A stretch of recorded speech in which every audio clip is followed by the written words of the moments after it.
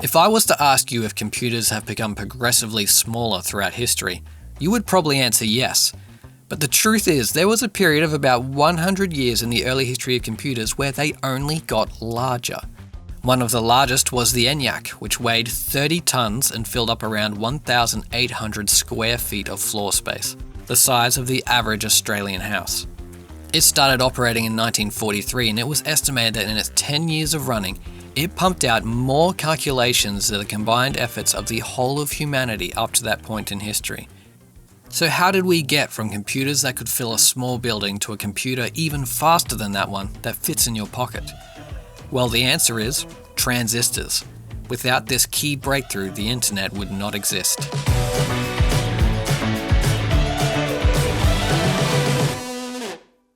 When we ended last episode, we had just finished talking about Herman Hollerith's electronic tabulating system and its groundbreaking results. And a brief, fresh discussion of his system will help us lay the groundwork for the introduction of transistors and why they were so important. Hollerith's system is what we would call an electromechanical system, this meaning it combined both electronic and mechanical elements. This can be most easily seen in the switches we discussed last episode, where when a current is initiated, an electromagnet is activated that moves a metallic switch into an on or off position, either allowing or cutting off a flow of current. There are two very obvious limitations to this system. Firstly, there is a built-in limit on speed because there is a finite number of times that switch can be activated per second. Secondly, is mechanical systems fall prey easily to wear and tear. Switches, joins and gears wear out and are therefore prone to failure. And when you're dealing with incredibly complex systems involving thousands and thousands of moving parts, it was common for failures to occur daily, then involving very complex and intricate repairs. One such example was when a moth found its way into the massive Harvard Mark II computer and died, causing a fault in the system. The world's first computer bug was literally a bug. The speed limitations found in the current process were the first to be overcome, with the implementation of the vacuum tube. Now, the vacuum tube had already been in existence since 1904, when the British engineer John Ambrose Fleming invented the thermionic valve, building on the work of William Crookes and his Crookes tube that we discussed a couple episodes ago. And it became one of the most important breakthroughs in the advance of many electronic mediums, including radio, television, see the cathode ray tube discussed in previous episodes, radar, sound recording, long-distance telephones, and most importantly in our case, computers. Much like the cathode ray tube, this was a glass tube containing a vacuum and a cathode and an anode, between which electrons would flow at an incredibly high speed.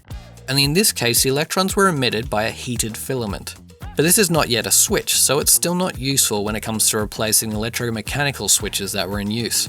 In 1906, American Lee DeForest added a third element, a control grid, that could be used to switch the flow of electrons on or off by alternating between a positive or negative charge. This now allowed the vacuum tube to operate as a switch, and crucially as a switch that contained no mechanical parts, and so could now operate thousands of times per second.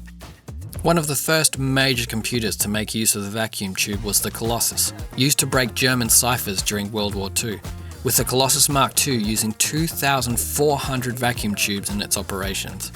Data would be input via tape with punched holes, and at its fastest, it was capable of processing 25,000 characters per second. But we were still butting up against the limitations of wear and tear, as these tubes were fragile and the filaments could burn out. The enormous ENIAC utilized over 18,000 tubes, with on average a tube failing every 2 days, requiring the failed tube to be found and replaced. There was also the obvious limitation of size too. A vacuum tube had a limit on how small it could be made, and at the sheer numbers required, both the cost and size leaves us with a huge gap between the ENIAC and the modern computer. But that gap became suddenly significantly smaller when 2 years after the ENIAC had been completed, the first transistor was invented by physicists John Bardeen, Walter Brattain, and William Shockley in 1947. The key breakthrough was the use of a material called a semiconductor. This means a material that can switch between a conductive and a non-conductive state when a charge is applied, meaning it can switch between allowing current through or blocking it incredibly fast. Already you can see how this can work very effectively as a switch, and they are way more sturdy than the fragile vacuum tube, last way longer, and can be made to be way smaller. However, this approach was soon blown away by the invention of integrated circuits, which completely changed the process for everyone. Silicon had been found to be the ideal semiconductor to be used in transistors, and with it just so happening to also be the second most abundant element in the Earth's crust, it meant that the material for manufacturing transistors was widely available and therefore far cheaper than the costs of manufacturing vacuum tubes. And it was eventually discovered that a single block of crystalline silicon could be treated to grow multiple transistors with the wiring already in place. This opened the door to an incredible acceleration both in the power of computing and also a rapid reduction in size, to the point today where we have the Apple M1 Ultra chip that comfortably fits inside a small desktop computer and contains 114 billion transistors. When you consider that the ENIAC had the equivalent of 18,000 transistors and was the size of a house, you realize we've come a long way, and you begin to understand how much of a game changer the transistor was. So we've now got computers that are able to be much smaller and much more powerful, containing billions of tiny switches capable of switching an impossible number of times per second. The fastest ever made, capable of hitting a frequency of 600 billion times per second. But how is that even useful? Well, we'll get into that next episode when we discuss binary and all its wonderful ones and zeros, and get into the incredible world of possibilities that was opened up by a signal so simple.